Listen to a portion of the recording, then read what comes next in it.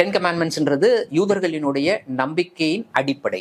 அந்த நம்பிக்கையின் தான் அந்த 10 கட்டளைகளின் அடிப்படையில தான் அந்த யூத மதமே இன்னைக்கு வந்து இயங்கிக்கிட்டு இருக்கு. அந்த 10 கமாண்ட்மெண்ட்ஸ்ல எதையாவது ஒண்ணு அவங்க ஃபாலோ பண்ணா கூட இன்னைக்கு இவ்வளவு கேவலமாக அங்க இருக்கக்கூடிய காசா மக்களை அவர்கள் நடத்த மாட்டார்கள்.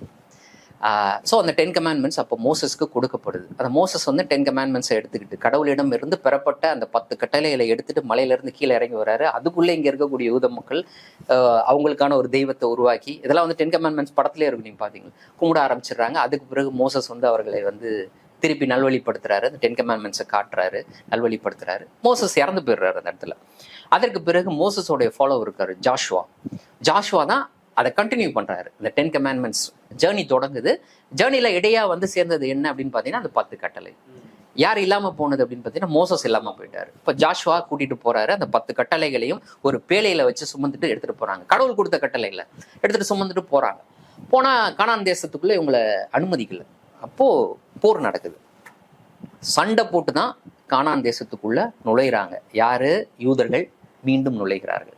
இதற்கு முன்னர் எங்கிருந்து வந்தாங்க யூதர்கள்? ஆபிரகாமினோட சந்ததி தானே சொல்றீங்க. அதற்கு பிறகு ஒரு 400 வருஷம் போயிட்டு எஜிப்ட்ல இருந்து திரும்பி வராங்க. அப்போதும் அங்க மக்கள் இருந்தாங்க. அவங்களோட சண்டை போட்டு தான் இவங்க உள்ள வராங்க யூதர்கள்.